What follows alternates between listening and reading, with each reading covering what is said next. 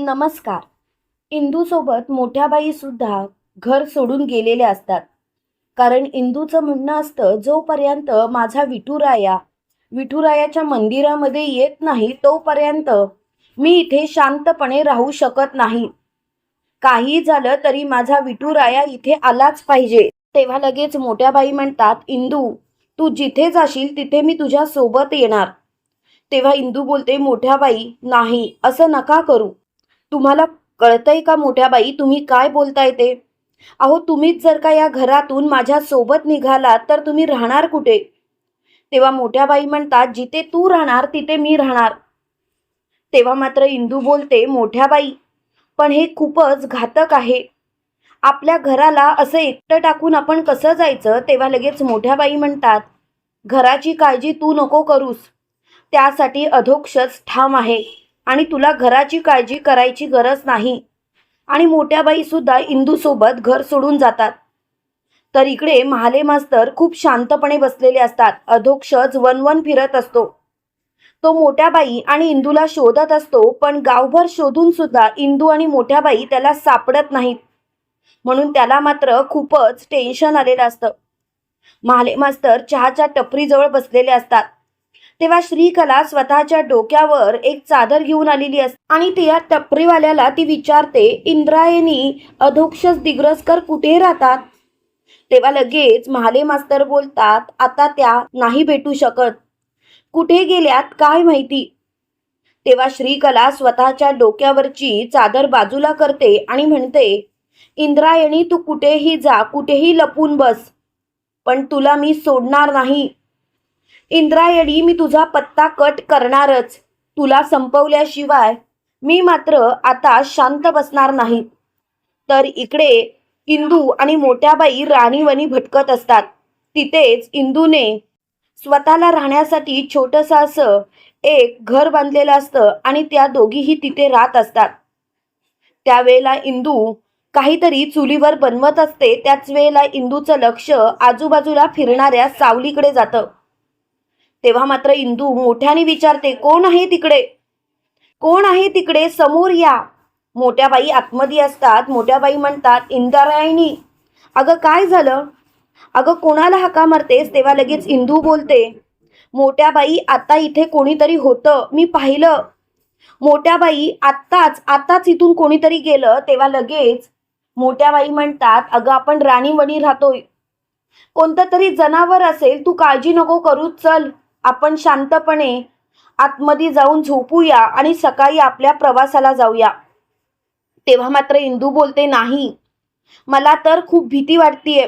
तेव्हा लगेच मोठ्या बाई म्हणतात, इंद्रायणी, घाबरू नकोस, सगळं काही नीट होईल. आपण विठुरायाला परत नेण्यासाठी आलोय, याचा अर्थ तो आपल्या सोबत असणारच. इंद्रायणी, प्लीज शांत राहा. तेव्हा मात्र इंद्रायणी जाऊन आतमध्ये बसते. मोठ्या बाई स्वतःशीच म्हणत असतात, इंद्रायणी, तुला वाटतंय तेवढं सोपं नाहीये आहे. हा खूपच खडतर प्रवास आहे आणि त्या खडतर प्रवासात मी तुझी साथ देणारच. आणि लगेच मोठ्या बाई सुद्धा आत जातात. दोघी छान जेवतात आणि तिथे झोपलेले असतात. तेवढ्यात मात्र तिथे श्रीकला आलेली असते आणि ती इंदूच्या जवळ येऊन बसलेली असते. त्यावेळेला मात्र इंदू डोळे उघडते. डोळे उघडता श्रीकला इंदूचा गळा आवळण्याचा प्रयत्न करते. त्यावेळेला मात्र मोठ्या बाई श्रीकलाच्या डोक्यात जोराने काठीने वार करतात. श्रीकला रक्तबंबा झालेली असते आणि ती तिथे खालीच निश्चित पडलेली असते. तेव्हा मात्र इंदू बोलते, बघितलंत मोठ्या बाई, मी तुम्हाला सांगत होते ना, आपल्या पाठीवरती कोणीतरी आहे. तेव्हा लगेच मोठ्या बाई म्हणतात, मला सुद्धा तसंच वाटत होतं, म्हणून मी सुद्धा झोपले नव्हते. मी सुद्धा डोळ्यात तेल टाकून होते, फक्त झोपण्याचं नाटक करत होते, जेणेकरून जो कोणी लपून छपून वार करतोय ना, तो आपल्या समोर येईल. त्यावेळेला मात्र मोठ्यानी श्रीकला इंदूला बोलते, इंद्रायणी, सोडणार नाही मी तुला. आता सुद्धा तू मला रक्तबंबाळ केलंस. तुला काय वाटलं इथे मी खाली अशीच पडलीये, याचा अर्थ मी तुला माफ केलं? तेव्हा लगेच इंदू बोलते, श्रीकला, अगं काय झालंय? अगं का अशी वागते श्रीकला तू? असं वागून तरी तुला काय मिळतंय? श्रीकला, जरा स्वतःला सावर. श्रीकला, तू असंच जर का वागत राहिलीस तर मात्र सगळं होत्याचं नव्हतं होईल. तेव्हा मात्र श्रीकला बोलते, गप्प बस, मी तुला कधीही माफ करणार नाही. आता तू जे काही वागतेस ना ते चुकीचं वागतेस. हे सर्व आताच्या आता थांबव, नाहीतर खूपच भारी पडेल. तेव्हा मात्र श्रीकलाची खूपच चिडचिड झालेली असते. इंदूने श्रीकलाला बांधून ठेवलेलं असतं आणि इंदू मोठ्या बाईंना बोलते, मोठ्या बाई, ह्या श्रीकलाला उद्याच्या उद्या आपण पोलिसांच्या ताब्यात द्यायचं. तेव्हा मात्र मोठ्या बाई म्हणतात, हो. तर इकडे अधोक्षज खूपच रडवेला झालेला असतो. अधोक्षज रडत असताना व्यंकू महाराज म्हणतात, आदू, अरे शांत हो, कशाला रडतोस? अरे इंदू नक्की येईल परत, तुला काळजी करायची गरज नाही.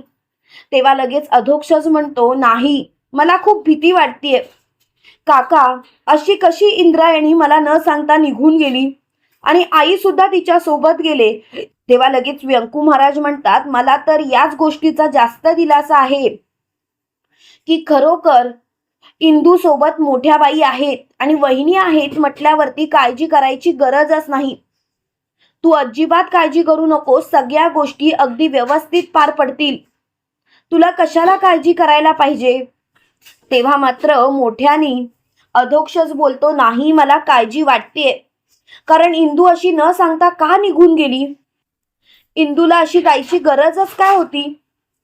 तेव्हा मात्र त्याची खूपच चिडचिड झालेली असते. त्यावेळेला नारायणीताई बोलते, आईने सुद्धा आपल्या कानावरती काही गोष्टी घालायला पाहिजे होत्या.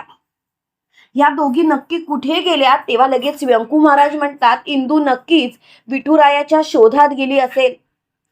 ती विठुरायाला परत घेऊनच येईल. तेव्हा मात्र अधोक्षज बोलतो, तसं जर का झालं तर खूप बरं होईल, पण मला खूप भीती वाटते. मला असं वाटतंय की सगळं काही आता संपलं. तेव्हा मात्र व्यंकू महाराज म्हणतात, नाही अधोक्षज, विठुराया एवढा सुद्धा आपल्यावरती रुसला नाही. तुला काळजी करायची गरजच नाही अधोक्षज, सगळं काही अगदी व्यवस्थित होईल.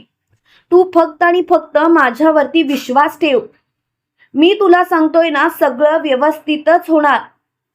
तेव्हा मात्र अधोक्षज व्यंकू महाराजांना मिठी मारतो आणि रडायला लागतो. इकडे सकाळ झालेली असते. त्यावेळेला इंदू खूपच अस्वस्थ असते. त्यावेळेला मोठ्या बाई म्हणतात, इंदू काय झालं? त्यावेळेला इंदू बोलते, अधोक्षज काय करत असेल? त्याला खूपच वाईट वाटलं असणार.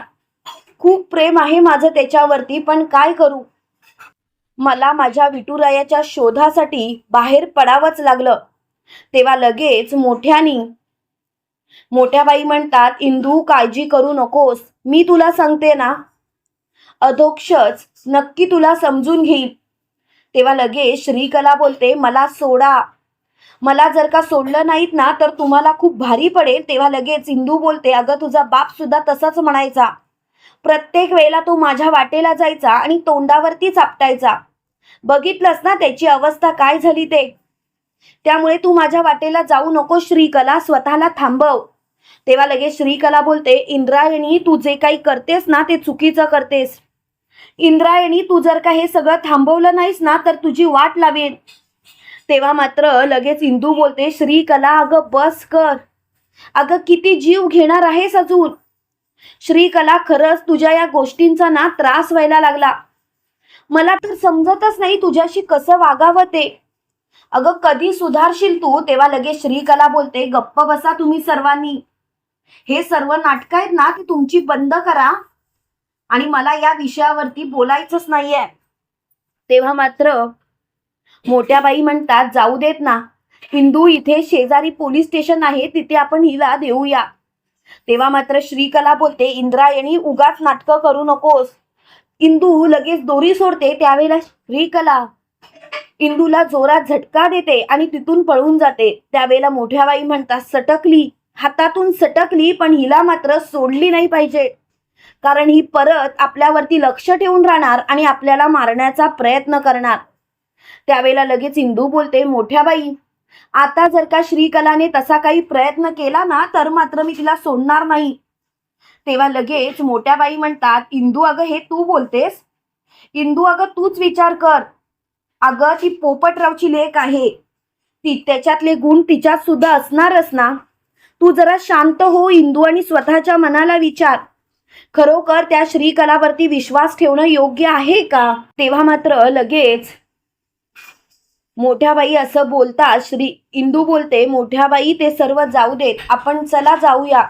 आणि मोठ्या बाई आणि इंदू पुढच्या प्रवासाला सुरू करतात. तर इकडे श्रीकला मात्र गुंडांना पैसे देत असते आणि त्यांना म्हणत असते, काहीही झालं तरी सुद्धा ही इंदू माझ्या तावडीतून सुटता कामा नये. लवकरात लवकर तिचा पत्ता कट झालाच पाहिजे. आणि जोपर्यंत तिचा पत्ता कट होत नाही ना, तोपर्यंत मी तिला सोडणार नाही. तेव्हा लगेच ती गुंड बोलतात, हे बघा श्रीकला मॅडम, तुम्ही बोलताय ते सर्व योग्य आहे, पण जरा विचार करा तुम्ही. उगाचच त्या इंद्रायणीच्या आपण नादी लागतोय असं नाही का वाटत? तेव्हा लगेच श्रीकला म्हणते, पैसे फेकलेत ना तुझ्या तोंडावरती, मग गप्प बसायचं, उगाचच तोंड चालवायचं नाही. त्यावेळेला मात्र श्रीकलाची खूपच चिडचिड झालेली असते. तर इकडे अधोक्षच व्यंकू महाराजांना म्हणतो, बघितलत काका, बघ, अरे 4 दिवस झाले तरी सुद्धा आई आणि इंदूचा काहीच पत्ता नाही. आई आणि इंदू कुठे आहेत, कशा राहत आहेत, मला काहीच माहिती नाही. मी कुठेतरी कमी पडतोय. तेव्हा मात्र मोठ्यानी व्यंकू महाराज बोलतात, अधोक्ष स्वतःला शांत कर. अरे असं का वागतोस तू? अरे तुला किती वेळा समजवू, इंदू आणि मोठ्या बाई परत येतील, माझ्यावरती तरी विश्वास ठेव. तेव्हा लगेच अधोक्षच बोलतो, तुझ्यावरती विश्वास आहेच, पण खरं सांगू मला आता खूप भीती वाटायला लागलीये. असं वाटायला लागलंय की सगळं काही हातातून निसटत चाललंय. मला खूपच भीती वाटते. तेव्हा मात्र व्यंकू महाराज म्हणतात, घाबरू नकोस, सगळं नीट होईल. इकडे मात्र पोपटराव मोठमोठ्याने ओरडत असतो. त्यावेळेला इन्स्पेक्टर साहेब म्हणतात, पोपटराव, अरे स्वतःचा खेळ खल्लास झालाय. तेव्हा पोपटराव म्हणतो, खेळ खल्लास नाही झाला. जोपर्यंत श्रीकला तुम्हाला सापडत नाही ना, तोपर्यंत माझी मुलगी शांत बसणार नाही. माझी मुलगी एक घाव 2 तुकडे करणारच. ती दिग्रजकरांना उद्ध्वस्त केल्याशिवाय शांत बसूच शकत नाही.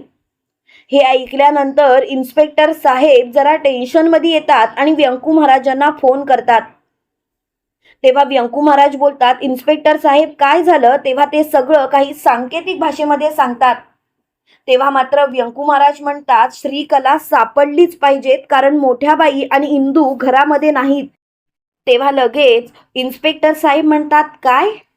अहो तुम्हाला कळतंय का, या सर्व गोष्टी चांगल्या नाहीत. अहो मोठ्या बाई आणि इंद्रायणी ताई कुठे गेल्यात? अहो त्यांना घराबाहेर पाठवायची गरजच काय होती? ती श्रीकला जोपर्यंत सापडत नाही तोपर्यंत इंद्रायणी ताईंच्या जीवाला धोका आहे. अहो ती श्रीकला नक्कीच इंद्रायणी ताईंवरती लक्ष ठेवून असणार. व्यंकू महाराज तुम्ही असं का केलं? तेव्हा मात्र व्यंकू महाराज म्हणतात, हे बघा, मी काहीही केलेलं नाही.